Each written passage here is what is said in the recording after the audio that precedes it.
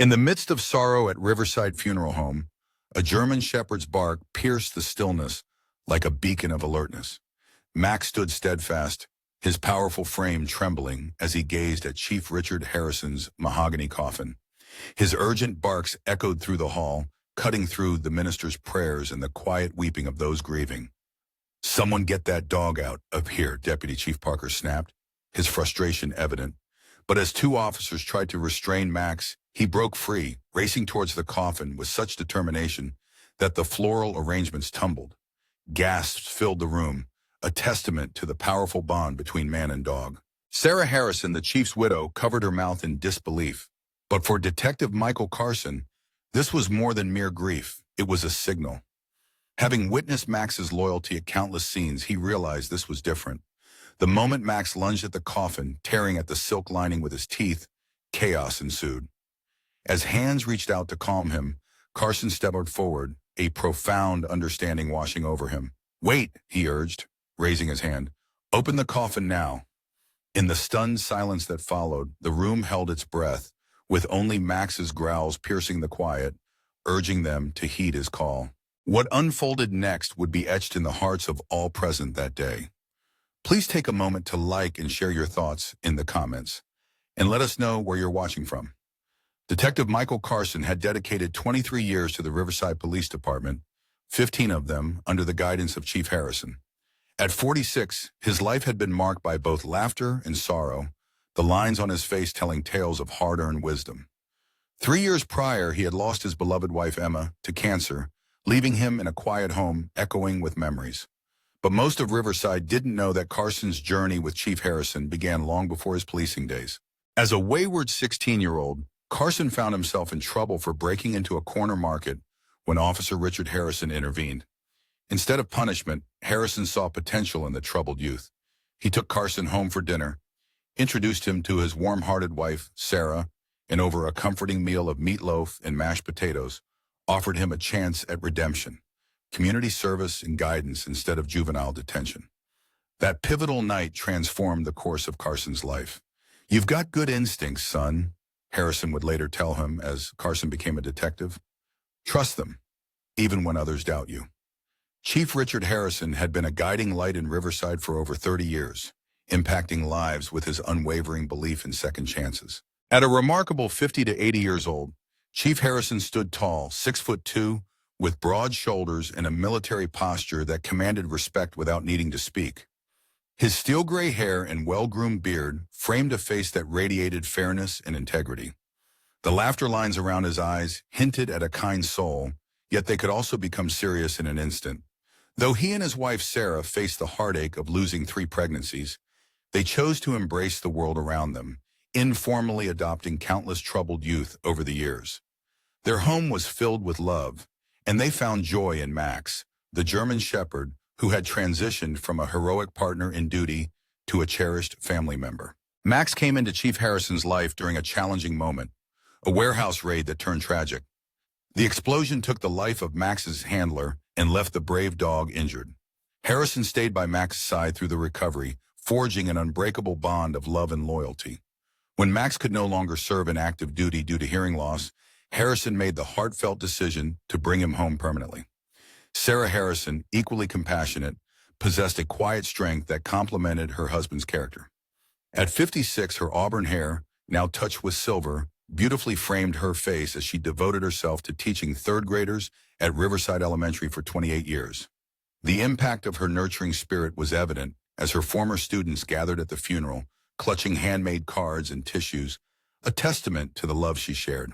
Deputy Chief William Parker had served alongside Harrison for 8 years, his ambition clear to those around him. At 49, he was known for his meticulous appearance and a politician's smile, earning respect but never quite the love that Harrison commanded. Dr. Elizabeth Miller, the county medical examiner, stood slightly apart from the crowd, her keen eyes shifting between the coffin and Max, who sensed the weight of the moment. At 38, she was new to Riverside but had quickly established herself with her unwavering dedication to thoroughness. Yet something about the chief's death report nagged at her, stirring thoughts of the changing landscape of Riverside, a once peaceful manufacturing town now facing the trials of change. Through all these challenges, the spirit of community and resilience shone bright, reminding us that even in times of darkness, love and compassion can light the way forward. In recent years, our communities have been challenged by an opioid crisis that brought pain and despair to many neighborhoods. Yet, amidst this darkness, Chief Harrison emerged as a beacon of hope, leading a dedicated investigation into a trafficking ring that reached deep into Riverside's power structure. His unwavering commitment to justice inspired all around him. As the sound of Max's barking filled the air of the funeral home, the ties of loyalty, trust, and hidden truths began to unfold in remarkable ways. Just when I thought I was lost in the depths of despair, the phone call at 6:42 p.m. jolted me back to reality. Carson was deep in thought at his desk when the call came through. Officer Jenny Ramirez's trembling voice delivered news that would change everything. "Detective Carson, it's about Chief Harrison." Sarah's voice trembled, carrying heavy news. "He's gone." The unexpected loss hit Carson like a wave, leaving him breathless. "Chief Harrison is dead," he echoed, his grip on the phone tightening as disbelief washed over him. A true force of nature, Chief Harrison was the kind of man who ran 5 miles every morning, his laughter still ringing in Carson's ears from just yesterday. "That's impossible," Carson replied instinctively. "I just saw him. He was fine." "I'm so sorry, sir. The paramedics confirmed it an hour ago." They were making arrangements already at Riverside Funeral Home. Carson's mind was a whirlwind, racing back to their last conversation. Their morning coffee had been filled with discussions about the East Side drug trafficking case, a complex investigation that Chief Harrison was passionately leading. He had seemed distant, though, insisting on another meeting the next day, instructing Carson to keep it a secret. "Did he mention anyone or anything unusual?" Carson asked, already reaching for his jacket, determined to uncover the truth. "No, sir, but Deputy Chief Parker is now overseeing everything," came the reply. Urgency hung in the air as Carson realized they needed to inform senior officers quickly, especially for Sarah's sake. The rush surrounding Harrison's burial felt off, unsettling. In moments like these, a thorough investigation was standard. Who had confirmed the cause of death? It felt too straightforward, too sudden. Arriving at Riverside Funeral Home, Carson was met with a parking lot filled with patrol cars, a somber testament to the community's respect. The Victorian building, so often a place of mourning, now hosted the chief's farewell. Inside, Harrison lay in an open casket, his formal blues and medals illuminated softly. Sarah sat nearby, her shock palpable as she was surrounded by the supportive embrace of fellow officers' wives. When their eyes met, a flicker of recognition and relief crossed Sarah's face. "Michael," she whispered as he knelt beside her, "thank you for coming." "Sarah, I'm so sorry," he responded, the weight of his words heavy in the air. "What happened?" "He was fine this morning." A shadow passed over her face. "They said his heart just stopped." But Richard was as healthy as they come. His recent physical was perfect. Sarah leaned in, lowering her voice. "He had been working late, Michael, very late. He wouldn't share why, but I could feel he was worried." Carson nodded, absorbing her words, determined to find the light in this dark moment and ensure that Richard's legacy would inspire justice and love in their community. "Where's Max?" I couldn't bear to leave him at home, even if Parker suggested it. "My neighbors were bringing him over soon." Just then, as if on cue, the funeral home doors swung open and a petite woman entered, grappling with Max's leash. The calm German shepherds vanished the moment Max entered the viewing room. He froze, ears perked, then pulled desperately toward the casket. Whining in distress, the neighbor apologized. "I'm so sorry. He's never like this." I moved to take the leash. "I've got him." The moment I took charge, Max's energy surged. His gaze was fixed on the coffin, and his whines quickly transformed into sharp, determined barks that reverberated through the hushed room. Several mourners stepped back, startled. "Detective, please control that dog," Deputy Chief Parker said sharply at my side, irritation evident in his voice. "This is highly inappropriate." William Parker had always been the picture of composure. Today his uniform was pristine, yet his demeanor felt too controlled for a man mourning the loss of his superior and mentor of 8 years. Max was Harrison's companion, a bond that deserved to be honored here. The dog was clearly distressed, but he was also expressing love and loyalty. "Please let him stay," I urged. Instead of leaving, I watched Max closely, the detective in me noting every nuance of his behavior. He wasn't just upset, he was signaling, just as he had been trained to do when finding evidence or sensing danger. This was a moment of connection, love, and remembrance that couldn't be ignored. Something feels off, I whispered to myself more than to Parker. The only thing off is that you're letting that loyal companion disrupt the chief's dignified farewell, Parker replied, his voice tense. Sarah doesn't need this extra stress. Just then, Dr. Elizabeth Miller entered quietly, offering a brief nod to me. Her appearance was unexpected, and by Parker's expression it was unwelcome. Was she here to provide support? I turned to Parker. Was that really necessary? No, it wasn't, the paramedics agreed. It was cardiac arrest. But for a police chief, an autopsy is standard protocol. Parker's expression hardened. Sarah had already decided against it. She wanted to spare Richard that indignity. Just as I opened my mouth to respond, Max's barking escalated, piercing through the somber atmosphere. Suddenly, the dog lunged toward the coffin, nearly pulling me off my feet. A few officers rushed to help restrain him. Get him out of here now or I'll have him removed, Parker ordered, his voice firm. Reluctantly, I dragged Max toward the exit, battling his strong will. In the lobby, I bumped into Dr. Miller. That's quite the reaction, she observed, watching Max struggle with curiosity. You sense it too? I turned to Miller, feeling a spark of determination. I might not have been officially called in, but something feels off about the chief's death. A sudden cardiac arrest in someone with his medical history? It just doesn't add up. Carson's instincts kicked in, sharper than ever. Can you get access to examine him? Not without Parker's go-ahead, and it seems he's set against that, she replied, uncertainty creeping into her voice. Miller hesitated, then said, The funeral is tomorrow morning. It feels too rushed, don't you think? As we spoke, Max, my loyal companion, barked insistently toward the viewing room, his eagerness palpable. I made a quick decision. I'm staying overnight. We need to get to the bottom of this. The funeral home staff will be here, but I want someone from the force present, I insisted. I doubt Parker will approve that, Miller warned. I stood firm. I'm not asking for permission. Something is off, and I trust Max's instincts just as much as I trusted Harrison's. As night enveloped Riverside, I settled into a chair in the funeral home's entry room, Max alert and watchful at my feet. Both Max and I kept our vigil, unaware that by morning everything would change in ways we could never imagine. As midnight approached, the funeral home fell eerily silent. The staff had retired, leaving Max and me alone in the dimly lit room.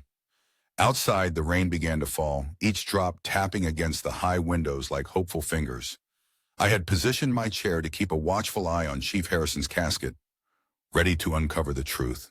The casket remained closed, adhering to funeral home protocol. Max, finally settling down, still seemed restless, lifting his head every few minutes, ears perked, a low whine escaping him before fading away. I absent-mindedly stroked his head, my mind swirling with memories and unanswered questions. What were you working on, Chief? I whispered, hoping for some clarity.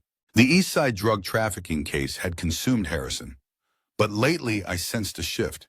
He was more guarded, working odd hours, meeting contacts alone. It was unusual for a man who valued transparency. At exactly 12:17 a.m., Max sprang to his feet, a low growl vibrating from his chest. My senses heightened, and my hand instinctively moved to my holster.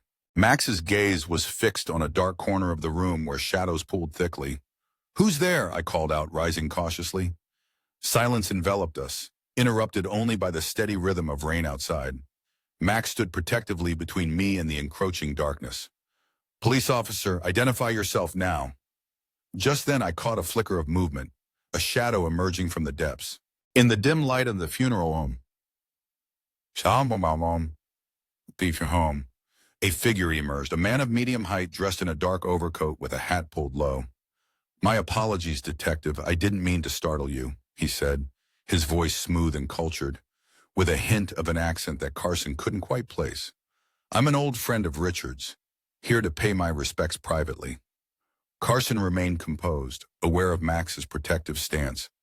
Visiting hours ended at 9, he replied, noting how the man had entered through a side door, likely with the help of the kind receptionist. The man stepped forward, his movements cautious as Max's growl deepened. "I see Richard's dog remembers me," he remarked, though it was clear that the sentiment was not mutual. Carson kept his guard up. "Your name?" he asked firmly. "James Marshall. Richard and I served together many years ago," the man explained, gesturing vaguely. "I was passing through town and heard the terrible news." Carson scrutinized him, sensing there was more beneath the surface. While nothing about Marshall suggested an immediate threat, Carson's instincts urged caution. The man carried himself with military precision, but his anxious eyes darted repeatedly toward the casket, betraying more than grief. "I don't recall Chief Harrison mentioning a James Marshall. We lost touch. My work often takes me overseas," Carson stated, his eyes narrowing as Marshall reached into his coat pocket. Max barked sharply, sensing the tension. "Hands where I can see them," Carson ordered, his heart racing. Marshall slowly withdrew his hand, revealing a business card. "Just my contact information, Detective. Perhaps we could discuss Richard's legacy tomorrow." Before Carson could respond, a faint but distinct thump echoed from the casket itself. Max, sensing something urgent, raced to the coffin, pawing frantically at its side and barking insistently. Marshall's face turned pale. Without another word, he turned and fled into the rain-soaked night, leaving Carson in a whirlwind of confusion. Carson rushed to the casket, his heart pounding with a mix of fear and hope. Surely, he thought, he must have imagined the sound, grief playing tricks on his weary mind. Yet Max's frantic behavior intensified, the dog desperately attempting to climb onto the casket platform. "Easy, boy," Carson murmured, his own hand trembling as he laid it on the polished wood, seeking comfort in the familiar warmth. The night dragged on painfully slow, with Carson trying to reach Dr. Miller, his calls going unanswered. He considered calling Sarah but decided against it, not wanting to disturb her with his worries. Instead, he documented the strange encounter in his notebook, keeping a close watch as Max remained steadfast by the casket's side. As dawn broke, the funeral home gradually came to life, staff arriving to prepare for the 10 a.m. service, casting sympathetic glances at Carson and Max, two souls united in their quest for answers and peace. Sarah stepped into the room at 8, flanked by her sister and Parker. The moment Carson saw her, he felt a warmth wash over him, despite the heaviness in the air. "You stayed all night?" Sarah asked softly, her hand gently resting on Carson's arm. "I just wanted to ensure everything was honored," Carson replied, choosing not to mention the odd sounds from the night before. Max, the loyal dog, sensed the tension and seemed restless. "That dog needs to go home," Parker suggested, trying to maintain control. But Sarah shook her head with conviction. "No, Max stays. Richard would want him here." As they spoke, the staff prepared the space with care, arranging flowers and setting up the guest book. Carson observed Parker, who kept glancing at his watch, whispering with the funeral director about the need for speed. As the minutes passed, more mourners arrived, each one a testament to the impact Harrison had on their lives. Officers in crisp uniforms, city officials in solemn attire, and community members all came to pay their respects to Sarah. The room filled with love and shared memories. Dr. Miller entered quietly, exchanging a knowing glance with Carson before taking a seat at the back. At 9:45, the funeral director approached Sarah with kindness. "Mrs. Harrison, if you're ready, we can begin the procession to the cemetery after the brief service." The pallbearers took their places, 6 officers surrounding the casket. Suddenly, Max, who had been so calm, erupted in a frantic bark, filled with urgency. "Someone control that animal," an elderly councilman barked. "Parker, step in. I warned you, Carson. Get him out now." But Max broke free, launching himself at the casket with a powerful leap, his instincts guiding him. Gasps filled the room as the mourners reacted. Women cried out and men sprang to their feet. Sarah stood in shock, her hand covering her mouth in disbelief. "Stop him!" Parker yelled, reaching for his ceremonial sidearm. But Carson instinctively knelt beside Max, who was desperately trying to convey something. "Everyone, listen," Carson urged, his voice steady. "Something isn't right here." "The only thing wrong is your ability to control that beast," Parker retorted. But Carson stood tall, facing the astonished crowd. "Max is trying to tell us something. Chief Harrison trained him. He doesn't act this way for no reason." "Michael, what are you saying?" Sarah whispered, her voice trembling. Carson took a deep breath, feeling the weight of the moment. "I'm saying we need to open this casket, now." A wave of shock rippled through the room. Parker stepped in front of the casket, his expression one of disbelief. "This is outrageous. You're dishonoring Harrison's memory based on a dog's behavior." But Sarah found her voice steadied by love. "Richard always said Max could sense things we couldn't," she said, her courage growing. Together they stood united in faith, ready to uncover the truth, driven by the love that bound them. In moments of uncertainty, love can ignite hope. Sarah, a devoted wife, felt a deep instinct that something was amiss. "If Michael thinks something's wrong, I want the casket opened," she insisted, her voice filled with determination. Parker, concerned, tried to soothe her. "This isn't appropriate." But Sarah stood her ground. "I am his wife." In that charged moment, Carson saw Dr. Miller approach, her medical bag ready, sensing the weight of the situation. The funeral director, caught between emotions, hesitated before addressing Sarah's heartfelt plea. "Mrs. Harrison, are you absolutely certain?" Tears streamed down Sarah's face as she nodded, her love fueling her courage. With resolve, she repeated, "Do it." As the funeral director reluctantly moved to unlock the casket, an air of anticipation filled the room. Every breath held in collective hope. Max, the loyal companion, watched intently, his knowing eyes reflecting the weight of the moment. The director's hands trembled as he unlocked the casket's brass latches. When the heavy lid creaked open, revealing Chief Richard Harrison in his formal police uniform, a wave of stunned silence washed over the mourners. Dr. Miller stepped forward, her instincts driving her actions, ready to uncover the truth. With steady hands, she pressed her fingers against Harrison's neck, her expression focused. An eternity passed in those 10 seconds before her eyes widened in disbelief. "There's a pulse," she announced, her voice breaking the tension. "Faint, but it's there." Chaos erupted in the room as Sarah collapsed against her sister, a mix of sobs and laughter pouring out in a moment of pure relief. Officers rushed forward, their shock palpable. Max barked joyfully, his tail wagging as if sensing the miracle unfolding. "Everyone back," Dr. Miller commanded. "Give him air. Someone call an ambulance now." Carson quickly dialed for help, urgency in his voice, while his eyes remained fixed on Parker, who looked utterly shocked. The deputy chief's expression shifted from disbelief to fear, as if witnessing a nightmare unfold. "Let me see him," Sarah pleaded, pushing through to kneel by the casket. "Richard, can you hear me?" Though there was no immediate response, Dr. Miller confirmed his shallow, irregular breathing. As she continued her examination, her brow furrowed as she discovered something unexpected at Harrison's collar. "Detective Carson," she called sharply, her tone urgent. "Look at this." Carson leaned in, noticing a tiny puncture mark partially hidden by the uniform collar, accompanied by a faint bruise.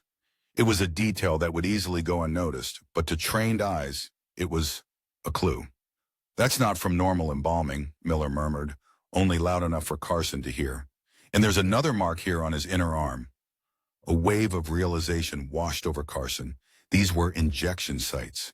Someone had done this to Harrison, mimicking death just enough to deceive those trying to save him. In that moment, a wave of realization washed over him.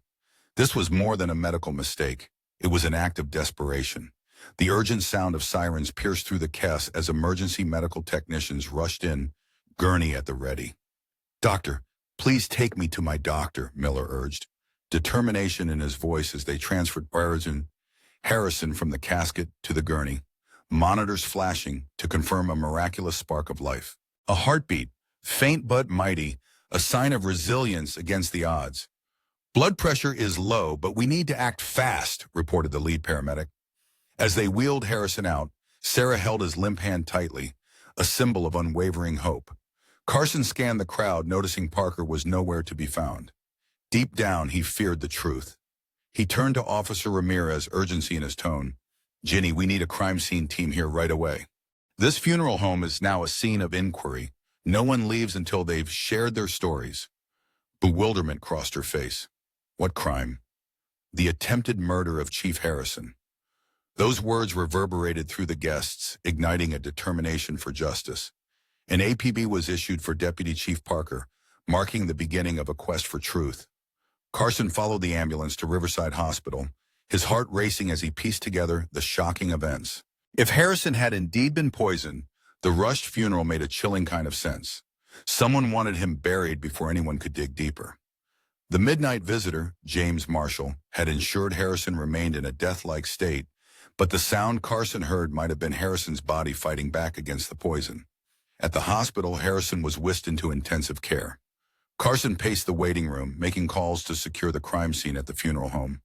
Nearby, Sarah sat in shock, holding Max's leash tightly, drawing strength from her loyal companion.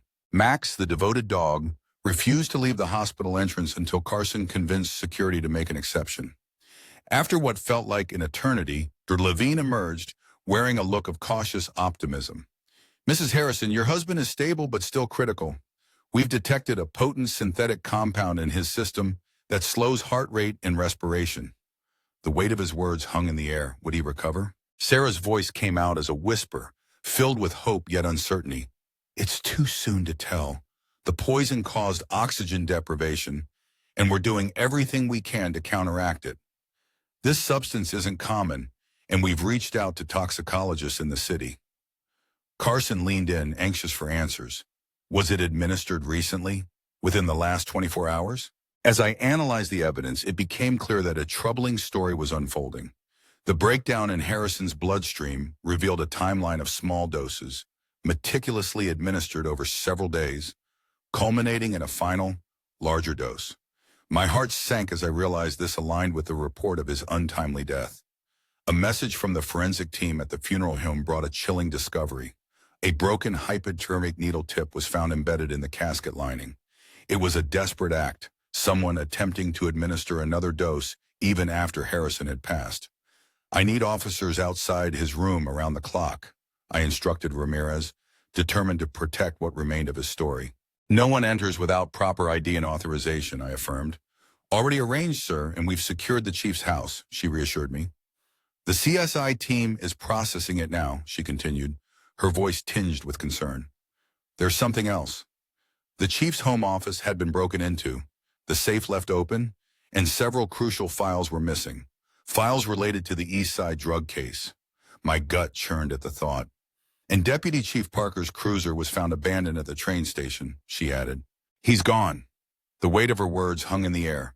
Parker's sudden disappearance suggested deeper involvement than I had anticipated. The nature of his connection to this web of deceit was still shrouded in mystery. Was he orchestrating this chaos or merely caught in a darker scheme? The hospital room where Harrison lay was a fortress of hope and technology. Monitors beeped steadily, providing a rhythmic reminder of life as tubes connected him to machines that offered support and care. Sarah sat beside Harrison's bed, holding his limp hand with an unwavering love, while Max, their loyal companion, curled at her feet. "He was trying to tell me something," she said softly as I entered the room. "He's been off these past few weeks." The late nights and hushed phone calls in his study worried her. "Did he mention any names, any specific concerns about someone in the department?" I asked gently, hoping to draw out her thoughts. She shook her head, hesitating, uncertainty clouding her eyes. "3 days ago, he came home early. I was in the garden and overheard him on the phone in his study. He said, 'I can't believe it goes that high.'" Her words echoed in my mind. When I later asked him about it, he brushed it off. But I sensed that high hinted at something far more significant in the corruption investigation. In my experience, it usually pointed to someone in power, someone who should be above reproach. Just then my phone rang. It was the forensics team at Harrison's house. "Detective, we found something unusual," they said, igniting a flicker of hope in my heart. In a twist of fate, the late chief's home computer revealed secrets even after his supposed passing. Someone had gained access to his files, and the timing was suspiciously close to the funeral. Could it be Parker? As Carson pieced together this mystery, he felt the weight of revelation wash over him. It was as if the universe was aligning to bring the truth to light. As night enveloped the world outside, Carson stood vigil by Harrison's hospital room, watching raindrops dance on the glass, a reminder that even in the darkest moments, clarity could emerge. Sarah finally took a moment to care for herself, stepping away for some much-needed rest. Meanwhile, Carson and two dedicated officers remained a protective shield around the chief. Max, the loyal companion, refused to leave the chief's side. With a gentle knock, he motioned Carson to stay alert as Dr. Miller entered, her face etched with exhaustion, but determination. "I've analyzed the needle fragment," she revealed. "It's a rare compound called tetrodotoxin, crafted to mimic death's embrace without crossing that final threshold. Only the most skilled hands could wield it." The reality of a complex conspiracy unfolded before them. Intertwining their fates was something far bigger than they had anticipated. "This isn't just a crime, it's a calculated act," Dr. Miller continued, handing Carson a file. "The paramedics followed protocol, but this poison was designed to evade detection. Whoever is behind this is extremely knowledgeable." Carson's heart sank.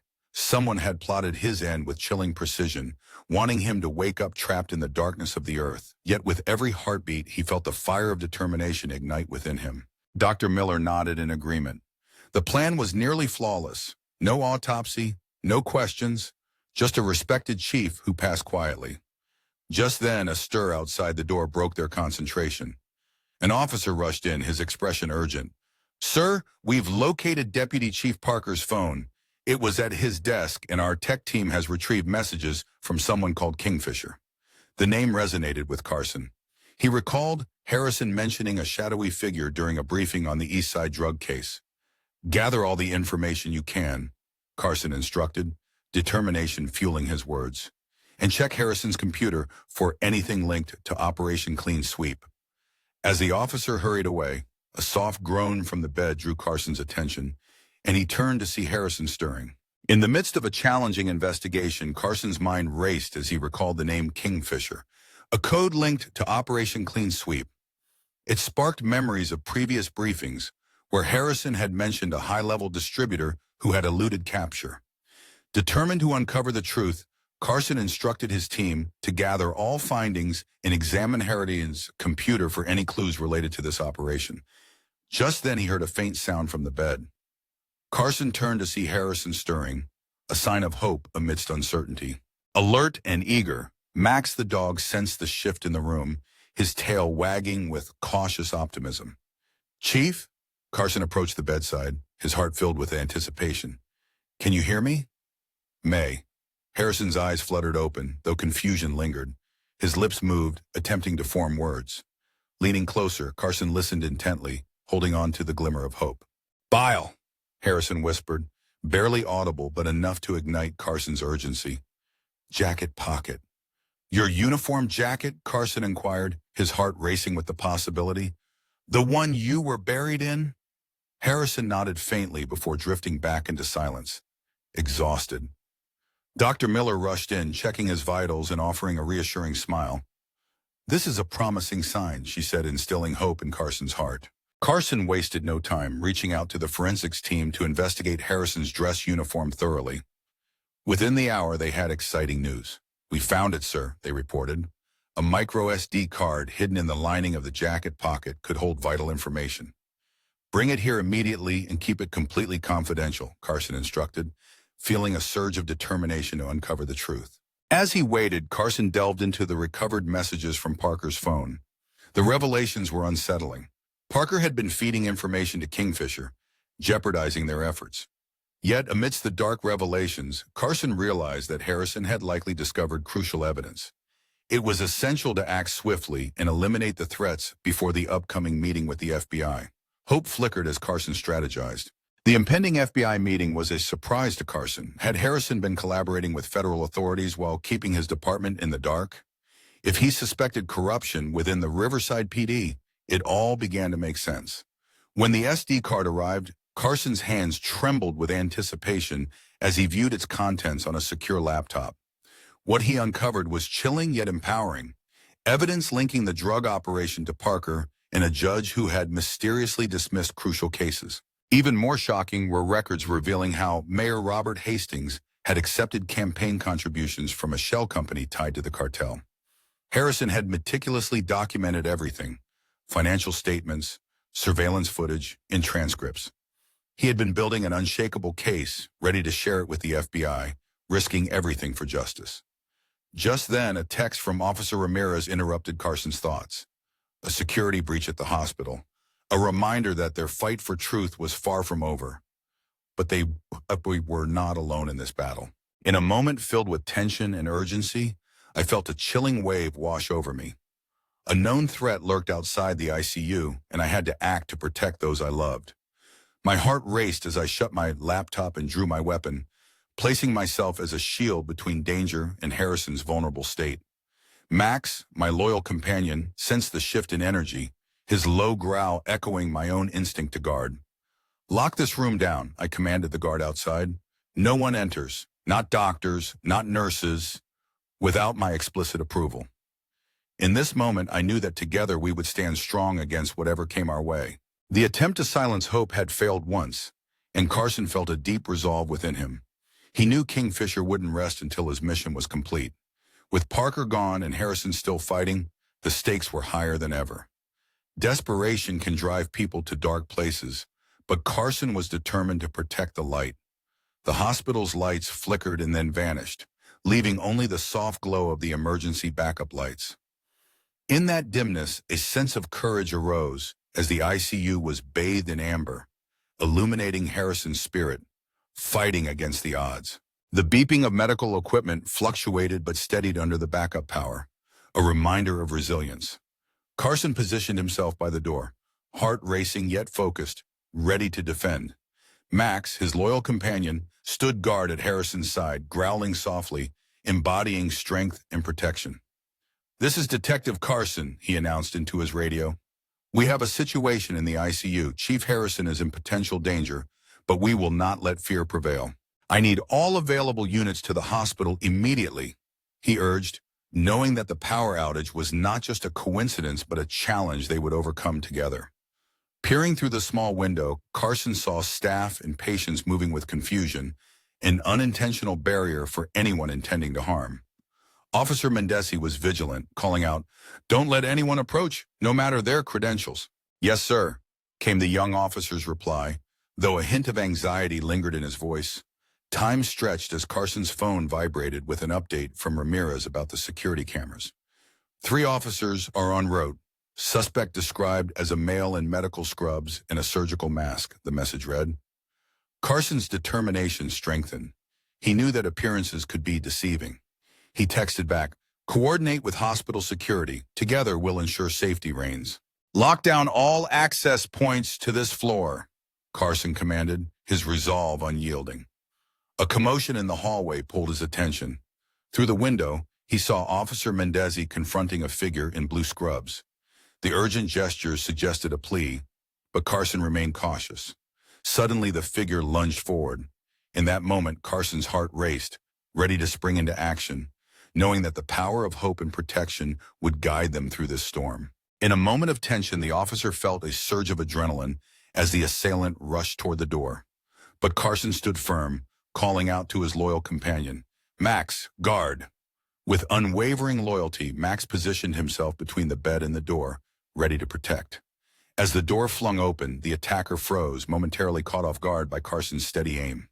In that instant, recognition washed over Carson, not just from the masked face, but from the very stance of the intruder. "Parker," he said, his voice steady, "I should have known you wouldn't get far." Blood stained the gloves on Parker's hand, a stark reminder of the chaos surrounding them. Carson's voice rang out with authority. "You don't understand the depths of your actions. This goes far beyond Harrison. Drop the scalpel and get on your knees." Parker's laughter echoed ominously, devoid of any humor. "You think you're in control? This hospital is in turmoil. You've already lost." As if to affirm his words, the sound of gunfire reverberated through the building, followed by distant screams. But even in chaos, hope remained alive. In a split second, Parker lunged, the scalpel aimed at Carson's throat. But Carson was ready. He fired, the bullet striking Parker and sending him crashing into medical equipment. Though pain coursed through Parker, he fought back fiercely, tackling Carson to the floor.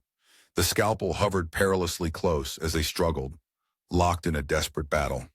Carson's strength was tested, but he refused to yield, determined to protect those he cared for. "You should have stepped aside," Parker hissed, his intentions clear. "Now you'll both pay." But just as despair threatened to take hold, A blur of tan and black fur sprang into action. Max, the faithful German shepherd, surged forward, gripping Parker's forearm with precision. The sound of the scalpel clattering to the floor echoed in the room. Seizing the moment, Carson drove his knee upward, unbalancing Parker, and landed a blow that sent him reeling. Carson sprang to his feet, ready to reclaim control. Max remained vigilant, his grip steadfast as he watched Carson for the next command. With a steady hand, Carson aimed at Parker's chest and ordered Max to release. Reluctantly, the dog let go but stood ready, prepared to defend once more. As Parker sat up, nursing his injury, he sneered, "You have no idea what's coming your way, Carson. Kingfisher doesn't forgive failure." "Who is Kingfisher?" Carson questioned, knowing that even in the face of darkness, the light of hope and courage could guide them through. "Give me a name." The urgency in the air crackled as Parker's gaze flickered past me. I sensed a shift, a new presence that brought both dread and determination. Before I could react, pain jolted through me, and I fell to my knees. My vision swirled, but I pushed through the haze, knowing that my intentions were stronger than any physical blow. As my gun slipped from my hand, I caught a glimpse of a tall figure in the room, a dangerous newcomer. Max, ever brave, hurtled toward the threat, embodying the spirit of loyalty and courage. In a split second, the air thickened with despair as the attacker swung the oxygen tank with chilling precision. A heart-wrenching cry pierced the moment as Max collapsed. "No!" I yelled, desperation fueling my actions. But Parker's cruel boot knocked the breath from my lungs, taunting me with defeat. "I told you," he sneered, the scalpel glinting ominously in his hand. But even in my pain, I held on to hope, fighting against the darkness that threatened to consume us. I could not let Harrison down. Through the fog that clouded my mind, a voice emerged, refined and chillingly familiar. It was James Marshall, the midnight visitor from the funeral home, revealing his true identity as Kingfisher. "Very good, detective," he remarked, the words dripping with malice. Though my body was weak, my spirit remained unyielding. I would not give up. "You're Kingfisher," I managed to say, a slight smile breaking through my fear. As he prepared the syringe, I felt a surge of determination rise within me. This was not just business. This was about protecting those I loved. Parker loomed over me, his boot pressing down as the scalpel hovered dangerously close. "What about him?" he sneered, but Kingfisher's response was chilling. "Similar complications," he responded coldly, plotting a tragedy for Riverside Memorial Hospital. But just then, a miraculous sound filled the room, a gurgling cough that broke through the despair. Max was struggling to rise, bloodied but unbroken. His unwavering spirit ignited a fire within me, and I watched as he gathered every ounce of strength for one last, courageous leap toward Kingfisher. In that moment, every heartbeat felt like an echo of hope. Though the distraction was small, it was enough. I mustered the last of my strength and drove my elbow into Parker's knee, sending shockwaves through his body. With a howl of surprise, he stumbled back. Seizing the opportunity, I rolled and reached for my fallen weapon, determination blazing in my heart. Just then, the door burst open, and officers flooded in, led by Ramirez with weapon drawn. In this whirlwind of chaos, I knew that we were not alone, and together we would fight for justice and the light that still shone in the darkness. In a moment of chaos, Kingfisher acted with startling speed, but rather than hurting Harrison, he betrayed Parker, using him as a shield. Parker's eyes widened in shock, reflecting the pain of broken trust. "You promised," he gasped, as the scene erupted into confusion. Yet amidst the turmoil, we see the power of resilience and hope, the spirit of unity among the officers fighting to restore safety. Retreating toward the window, Kingfisher drew a weapon, but Carson, fueled by adrenaline and courage, dove to protect Max, the wounded animal.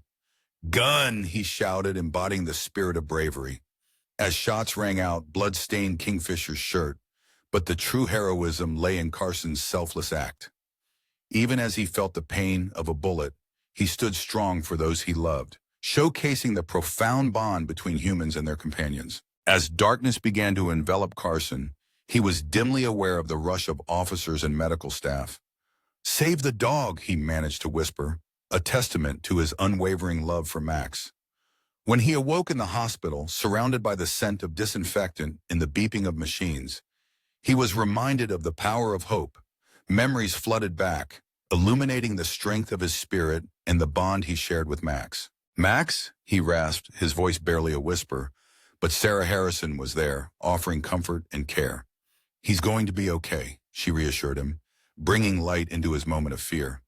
Learning that Max would fully recover filled Carson with relief, showcasing the miracles of love and friendship that can heal even the deepest wounds. Sarah's face softened as she explained the cautious optimism of the doctors. Carson lost track of time, but his heart was steady, knowing he and Max would pull through this together. "How long have I been out?" he asked, realizing how precious each moment is. The struggles they faced only deepened their bond, reminding us all of the resilience found in the face of adversity. But the shadows of betrayal loomed large. Parker's fate weighed heavily on Sarah's heart. The reality of Kingfisher's actions would ripple through their lives. Justice was on the horizon. With her hand tightening around the water cup, she showed the strength of their shared journey, a reminder that even in darkness, light will always break through. The revelation about Judge Collins cut deeply, bringing the weight of betrayal into sharp focus. Yet, hope lingered. The FBI was working diligently, building a case for justice. Richard's silent dedication to the truth would not be in vain. Together they would rise from this, proving that even amidst betrayal, unity and love could pave the way for healing and brighter tomorrows. She shook her head, grappling with disbelief. Could it really be true that a judge and the mayor were involved in such corruption? "Money corrupts," Carson said, his voice steady yet somber.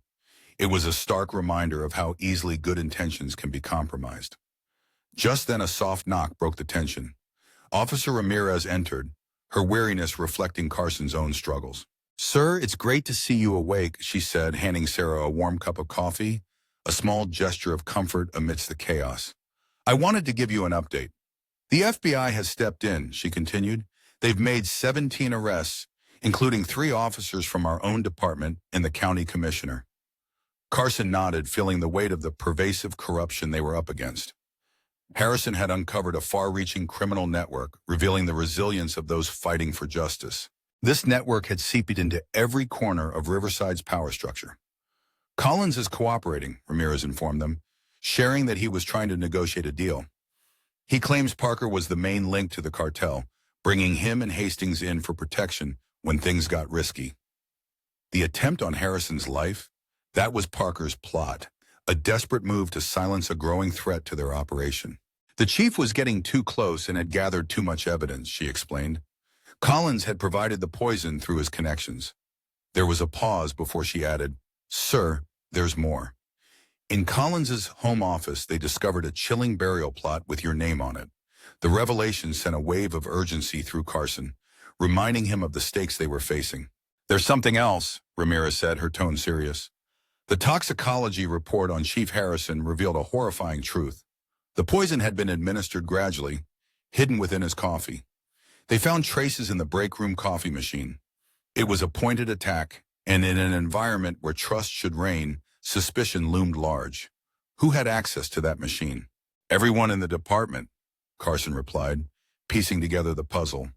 But the machine had been replaced 3 months ago. Only 4 people knew Harrison's preferred brand. Himself, Parker, the chief's assistant, and Sarah, he concluded softly. The realization hung heavy in the air. Sarah's face paled as she processed the implication. "No, that's impossible. I would never." "Not you," Carson reassured her gently. "Your sister. She's been staying with you, hasn't she?" The truth began to dawn on Sarah. "Linda? But why would she?"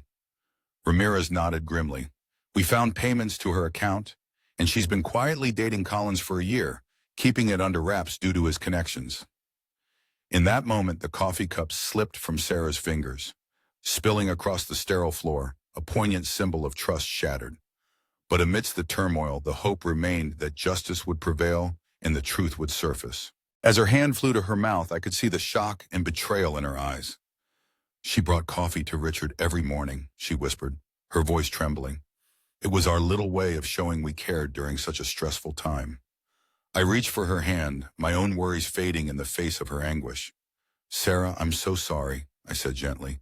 Just then, the calm of the hospital was shattered by blaring alarms. An urgent voice crackled over the intercom, calling for medical personnel to rush to the ICU. In moments like these, we realize how quickly life can change and the strength that love can provide in our darkest hours. Harrison Carson fought against the searing pain in his shoulder, desperately trying to sit up. "It's the chief," he muttered, determination flickering in his eyes. Ramirez was already moving, her hand resting on her weapon. "Stay here, I'll check," she instructed. But Sarah was already on her feet, her love for Richard propelling her forward. "Richard, T.E." Carson struggled to rise, pushing through the pain, knowing that the power of hope can propel us even when our bodies feel weak. Harrison was still in danger, and the thought weighed heavily on Carson's mind. If Linda had indeed been working with Collins and Parker, it meant she knew the ins and outs of the hospital's security. "Ramirez," he called out, urgency in his voice. "Find Linda Harrison now." The ICU corridor had erupted into a flurry of activity. Medical personnel rushed in and out of Harrison's room, their faces set in grim resolve. Monitors wailed, echoing the tension in the air as a crash cart was wheeled toward the doorway. In times of crisis, we often discover our true strength and the bonds that hold us together. Carson staggered forward, each step sending jolts of pain through his injured shoulder, yet his spirit pushed him on. Sarah stood frozen in the hallway, one hand pressed against the observation window, her face a canvas of deep emotion. Inside, doctors were performing CPR on Harrison, their movements urgent and precise as they fought to bring him back. "What happened?" Carson demanded of the nurse blocking his path. "His heart stopped suddenly." "No warning signs. All vitals were stable," she said, her voice filled with concern. Just then the defibrillator charged, and a doctor called, "Clear." Harrison's body arched as electricity surged through him, yet the monitor's flat tone pierced the air. In moments of despair, we cling to hope, praying for miracles as we support one another through the darkest valleys. In the bustling hallway of the hospital, I felt my heart racing as I searched for Linda Harrison among the staff and security personnel. Where could she be? Sarah's voice trembled as she whispered, "Linda was here just moments ago. She brought coffee to the officers and told me to take a break for some fresh air." Just then Ramirez appeared, her expression serious. "No sign of her here. Security is checking the exits." Inside the room, they were working hard to stabilize Harrison. "Clear!" The monitor beeped, a fragile rhythm emerging, like a small but hopeful heartbeat. "We've got him back!" someone exclaimed, and a wave of relief washed over me as Sarah leaned against me, shaking with emotion. But our moment of joy was brief. A doctor stepped out, his mask pulled down, his expression heavy with concern. "Mrs. Harrison, your husband is stabilized for now, but he's in critical condition. The toxicology team believes he's received another dose of the same compound. We're doing everything we can, but..." Sarah's grip on my arm tightened as she pressed for answers. "The first poisoning caused serious damage. The second exposure may have made it too difficult for him to fight." Those words hit us hard, like stones dropped into a still pond. I could feel Sarah trembling beside me, her strength wavering. "But there has to be more we can do," I insisted, desperation rising within me. The doctor paused, then spoke of an experimental treatment, a bold move with its own risks. "It may help neutralize the toxin," he explained. Without hesitation, Sarah said, "Do it." "Mrs. Harrison, I must be clear. This could save his life, or the strain might be too much for him." The doctor's words hung in the air. He might wake up with significant cognitive impairment, or he may not wake up at all. But Sarah straightened up, determination shining through her grief. "Richard has always fought, no matter the odds. We must try. Do everything you can," she urged, her faith unwavering even in the darkest moments. Just then, a crackle from Ramirez's radio caught our attention. "They found Linda in the parking garage," she said, her tone serious. "I need to see her," Sarah declared, her voice steady yet chilling. "That's not advisable," Ramirez began, but Sarah interrupted. "She's my sister. She poisoned my husband." In that moment, I could sense a powerful resolve in Sarah, a blend of love and justice that would not back down. "I need to understand," Sarah whispered, her heart heavy with questions. Carson recognized her need for clarity, no matter how difficult. "Bring her to the security office. We'll meet you there." The small security room felt stifling, the harsh fluorescent lights contrasting sharply with Linda Harrison's tear-streaked face. Handcuffed to a metal chair, she wore designer clothes that felt out of place in this moment. When Sarah walked in, Linda's composure shattered completely. "Sarah, please, you have to trust me." "I thought it was just a harmless way to making him retire," Linda pleaded. "You poisoned him," Sarah responded, her voice steady yet filled with pain. "Day after day, you came into our home, slowly poisoning my husband." Linda's shoulders drooped. "Colin said it was just to cause stress symptoms, to pressure Richard into stepping down before he ruined everything." "Before he exposed the judge's corruption, you mean?" Carson added, his voice firm. Linda shot him an angry glare. "Michael doesn't understand what it's like for people like us, Sarah. Struggling on a teacher's salary and a cop's pension?" Sarah replied, her voice unwavering. "Colin offered me a way out, comfort, security. For aiding a drug cartel in our city? For poisoning my husband?" "It wasn't meant to go this far," Linda insisted, desperation creeping into her tone. "When Richard didn't retire, Colin said they needed something stronger, just to put him in the hospital for a while. But then Parker warned me yesterday that the plan had changed." "So you tried to finish the job today?" Carson asked coldly. Linda's face fell. "He threatened my son. He said if I didn't give Richard one final dose, they'd go after Tommy next." "What choice did I have?" Sarah looked at her sister, now feeling like a stranger. "You could have come to me, to the police, to anyone who could help. And tell them what? That I had been poisoning the chief of police? That I was involved with the judge protecting drug dealers?" Linda's laugh held no joy. "I was trapped." Just then a sharp knock interrupted their conversation. Dr. Miller entered, her face serious. "Detective, Mrs. Harrison, I'm sorry to interrupt, but there's a situation with Chief Harrison." The dread in her voice sent a chill through Carson. "What happened?" "The experimental protocol caused a severe reaction. His kidneys are failing, and the latest brain scan shows—" She hesitated, glancing at Sarah. "There's evidence of significant damage to the frontal and temporal lobes." Sarah's hand flew to her mouth. "What does that mean?" "If and when he regains consciousness, he may not recognize you. He may not remember his life, his career." But even amidst this uncertainty, Sarah held on to hope, believing in the power of love and healing that could guide them through the darkness. "I knew that Harrison's personality could be fundamentally changed by this. The realization settled heavily on me. Chief Harrison, who had saved me as a teenager and been a pillar of integrity in our department, might not be the same, even if he survived. There's something more we need to discuss," Miller added. "Max was brought in this morning for follow-up treatment. Harrison was showing concerning symptoms, and the trauma he endured was more serious than we first thought. The veterinary neurologist warned of possible permanent damage. The weight of Max's uncertain fate and the distressing conspiracy that had infiltrated Riverside's institutions pressed down on me. I could feel the room spinning, fatigue and pain finally catching up with my resolve. We had to stay strong for each other." Miller's voice reached me like a distant echo. "You need to sit down before you fall down." As I was gently guided to a chair, I felt the warmth of Sarah's quiet tears nearby. Linda sat in silence, absorbing the weight of her choices. "I need to be with Richard," Sarah expressed, her determination clear. "Of course," Miller replied with understanding. "But there's one more important decision we must face together.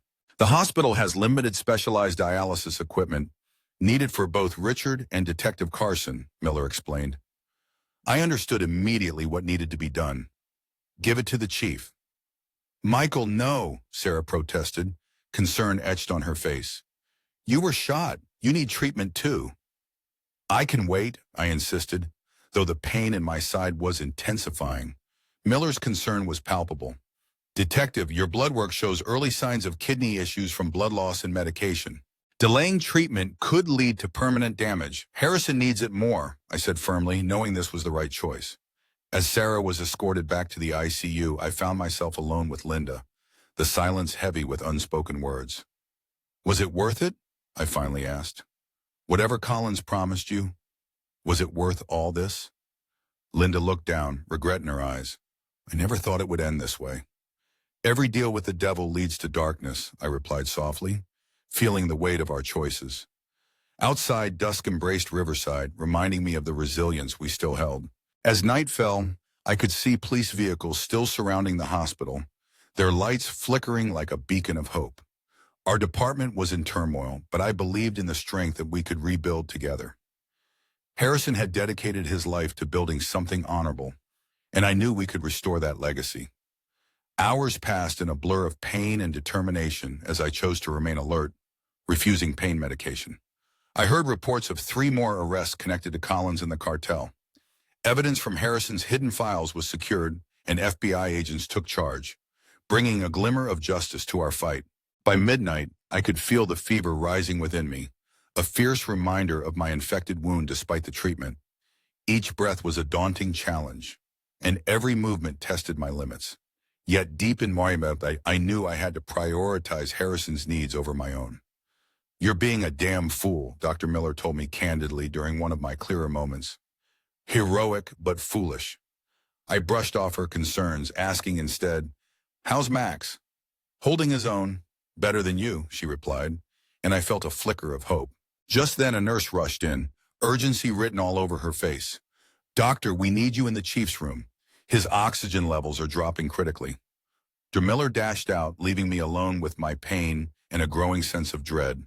Despite everything I had done, ignoring Max's warnings, facing off against Collins and Parker, I couldn't shake the fear that we might lose Harrison after all.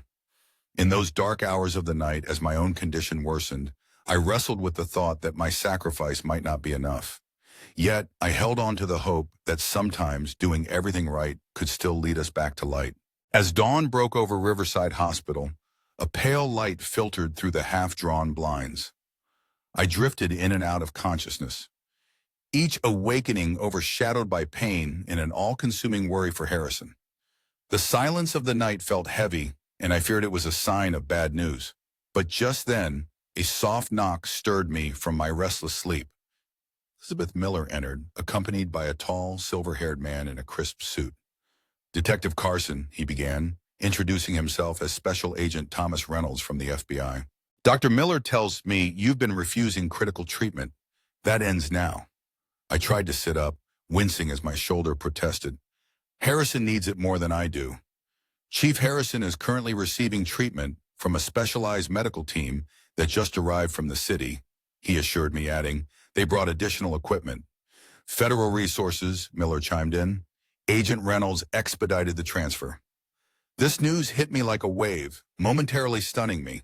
"You brought in specialists for Harrison?" I asked, my heart racing. "Why, where was I?" Reynolds looked at me thoughtfully. "Because the chief has been working with us on this case for nearly a year, and because loyal officers like you are worth saving." In that moment, I saw a shift in Miller's expression, a softening that felt like a glimmer of hope. The new team quickly set to work, administering an advanced counteragent to combat the toxin. "His kidney function is improving," they said, relief washing over me like a soothing balm, though the neurological prognosis remains uncertain. I felt a weight lift, if only momentarily. "And Max?" I asked, my concern for my loyal companion still strong. "The Canaan officer is also receiving specialized veterinary care," Reynolds replied. "Apparently he's quite the hero in this case." I nodded, feeling gratitude fill my heart, though I remained cautious about the federal agent's sudden presence and the immense support he offered. "Why are you really here, Agent Reynolds?" I watched as Miller excused herself, leaving us alone. I could sense the gravity of the moment as Reynolds pulled a chair closer to my bedside. "What I'm about to share is critical," he began, his voice steady. "These are extraordinary times, and you need to know the truth." He paused, knowing that the information he was about to reveal would change everything. Chief Harrison was not just investigating a local drug operation. He was uncovering something much bigger. He discovered links between Riverside's cartel and an international crime network tied to terrorism financing, Reynolds continued. My heart raced as I absorbed this shocking revelation. It all made sense. The attempt on Harrison's life and the involvement of powerful figures like Collins and Hastings. "The operation Harrison was infiltrating reaches far beyond our city limits," Reynolds explained. "When he realized how deep the corruption ran, he reached out to us.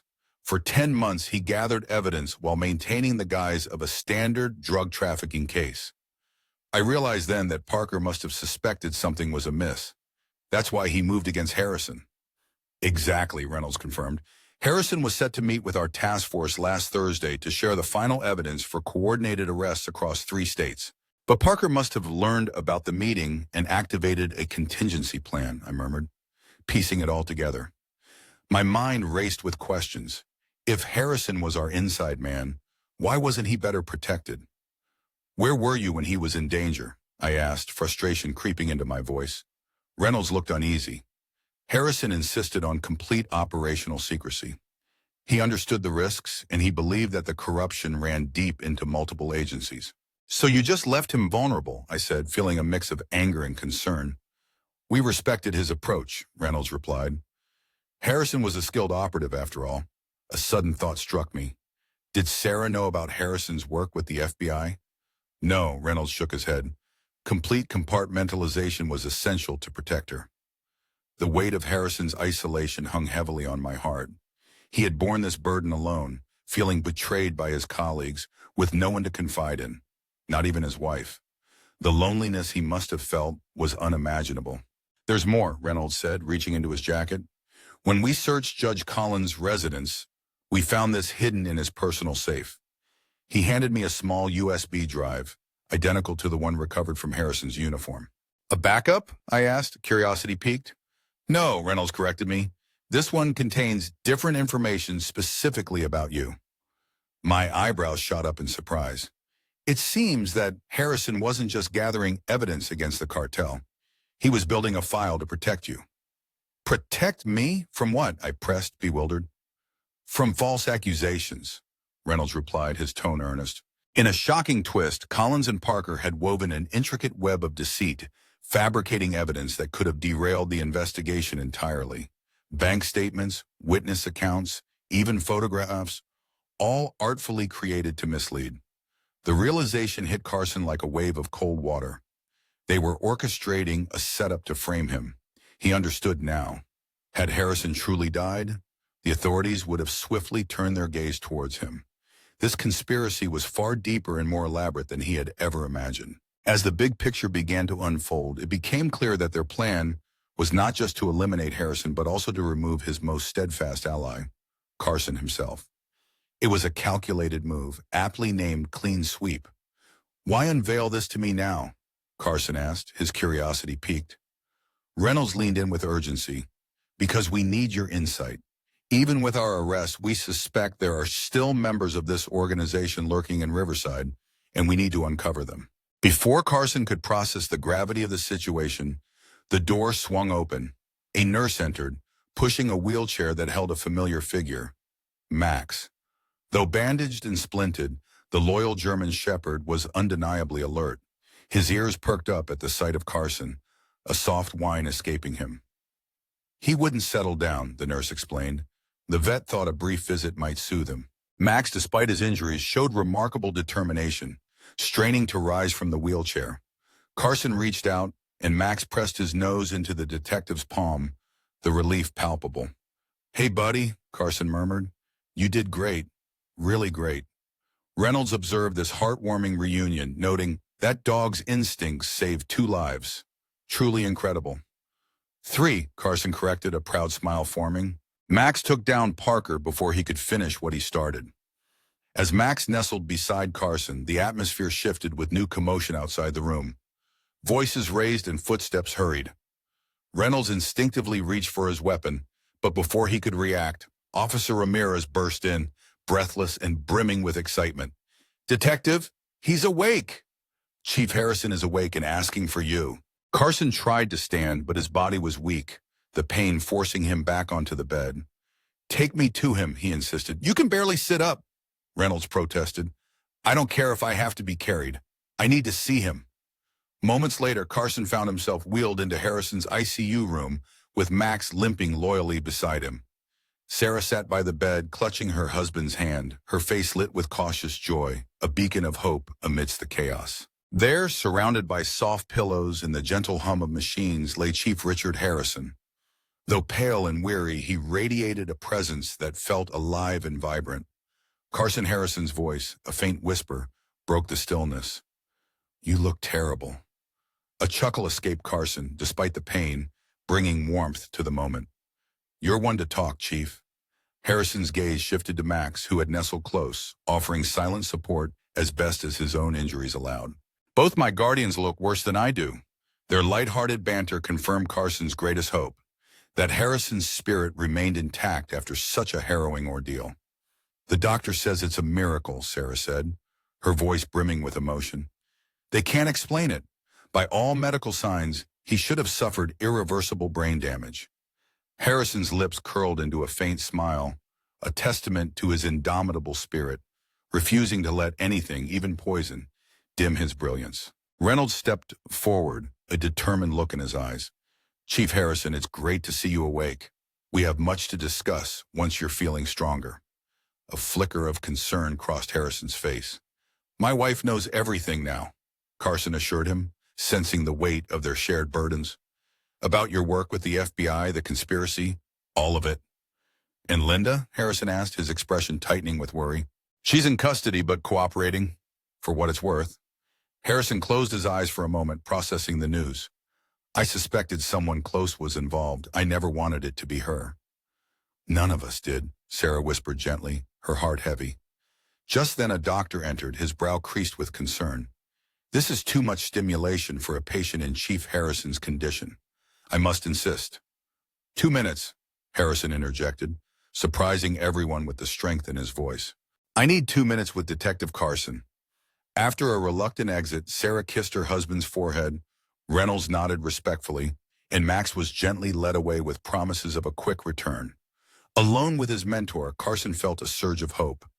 "I left something for you," Harrison said, his voice growing stronger as he focused all his energy on their conversation. "In case things go badly, the SD card, we found it. Also, there's a safety deposit box at Riverside National. It's in my desk at home, in the false bottom of the right drawer." Harrison paused, taking a deep breath, his determination shining through despite the effort it took. "It contains evidence against our final target." Carson leaned closer, his curiosity piqued. "You know who Kingfisher is reporting to?" A nod confirmed it. "Collins and Hastings were just middle management. The real power behind Riverside's corruption hasn't been touched." "Who, may I, As Harrison's gaze locked onto Carson's, he whispered a name that sent shockwaves through Carson. Commissioner Lawrence Wilson. This was the same commissioner who had appointed Harrison as chief 15 years ago. A man who had championed police reform and was now leading the charge against a significant corruption scandal. "Wilson," Carson echoed, disbelief mingled with urgency. "But he's been supportive of the investigation." "A perfect facade," Harrison replied, his voice a low murmur. "He's been orchestrating everything from the shadows, the ultimate inside man." Suddenly, everything clicked into place for Carson. Wilson's powerful position gave him oversight over all law enforcement in the county, with political connections reaching far beyond. If Harrison was right, they had only begun to uncover the depths of the conspiracy.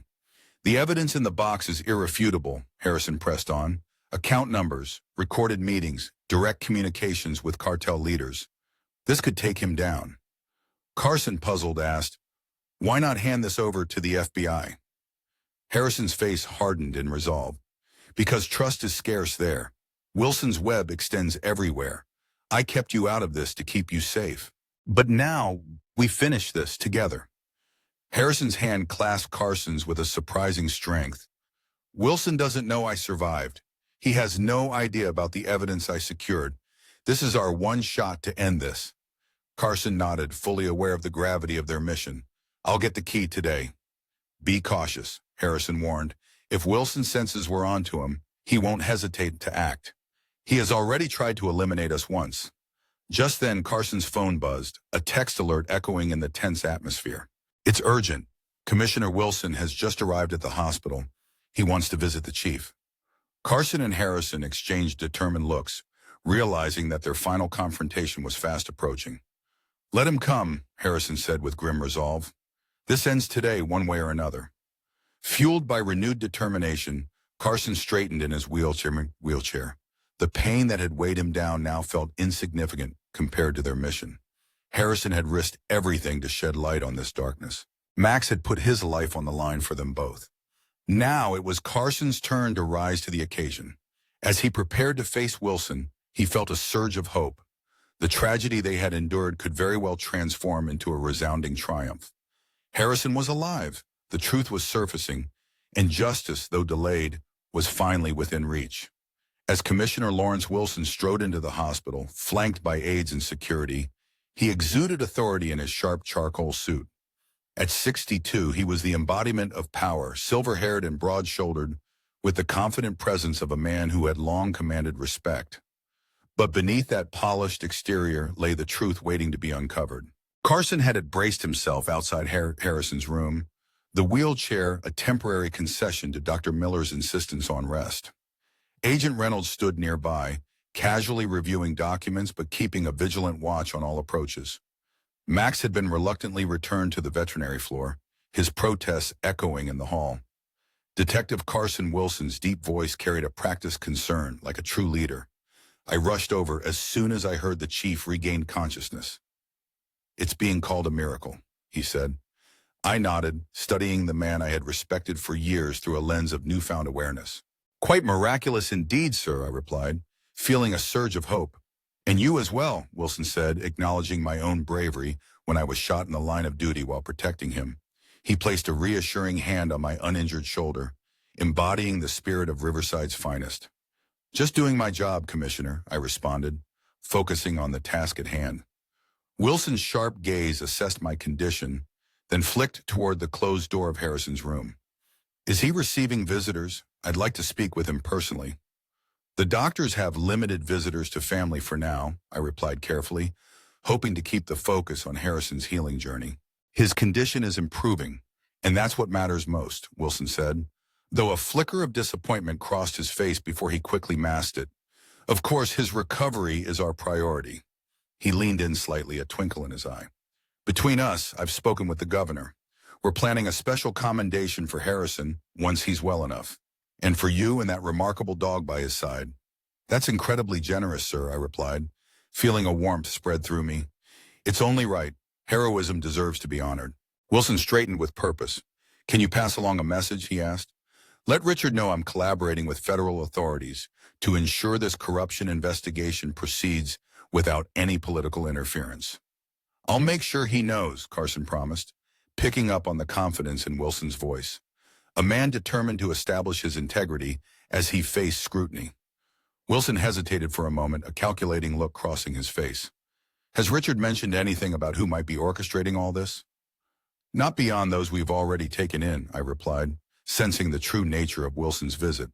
It was clear that Wilson wasn't really concerned about Harrison's health, but rather anxious to uncover what the chief might have disclosed.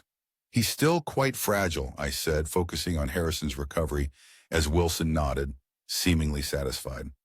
"Naturally, please send him my best wishes. I'll return when he's feeling stronger." Just as he turned to leave, he paused.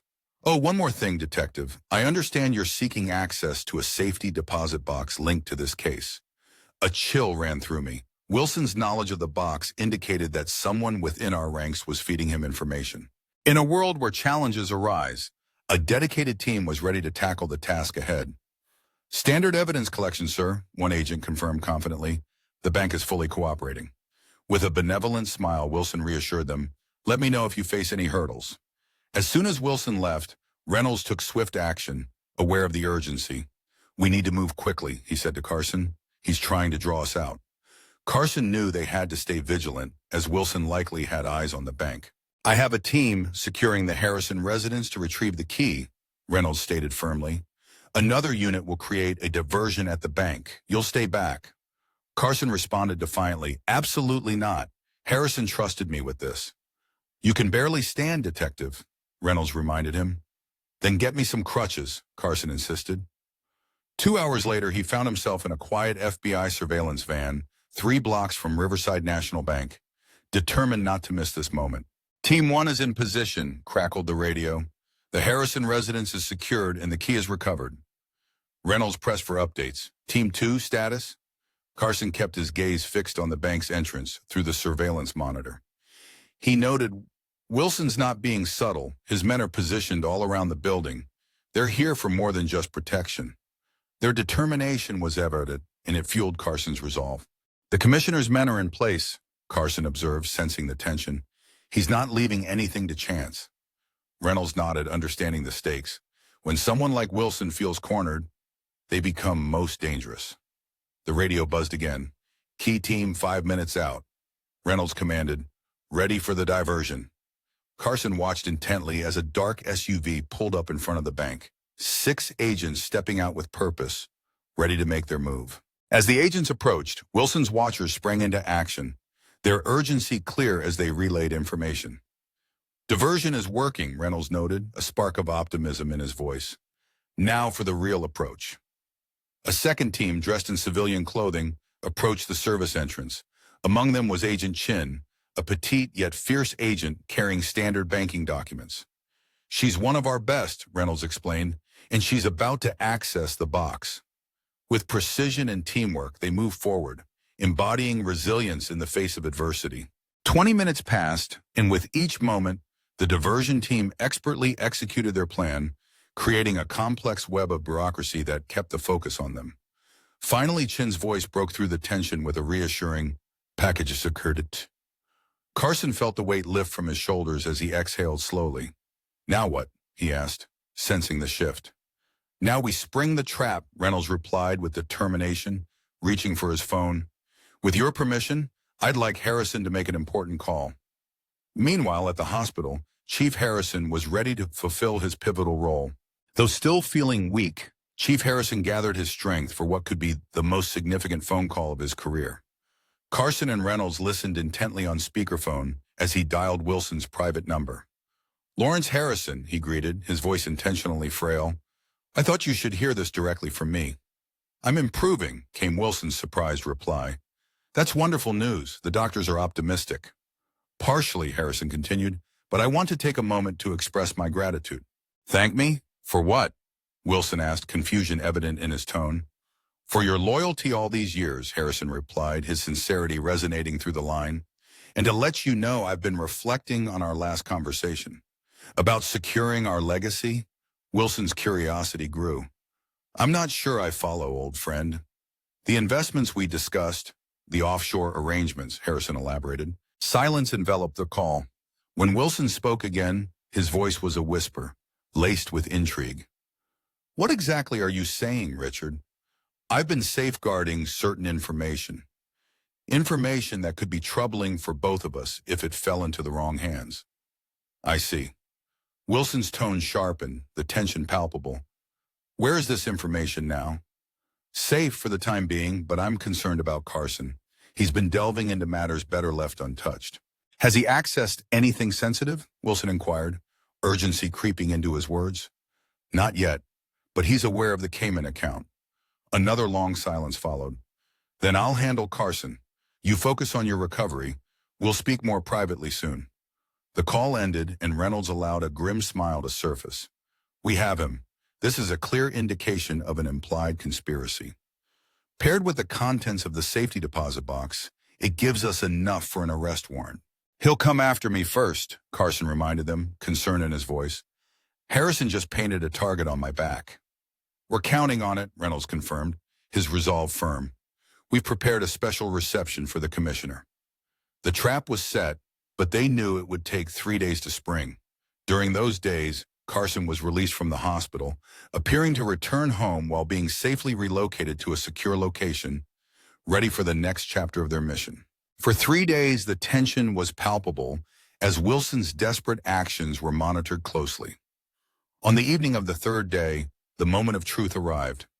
Wilson, not willing to dirty his own hands, sent 2 men to Carson's home, confident in their stealth.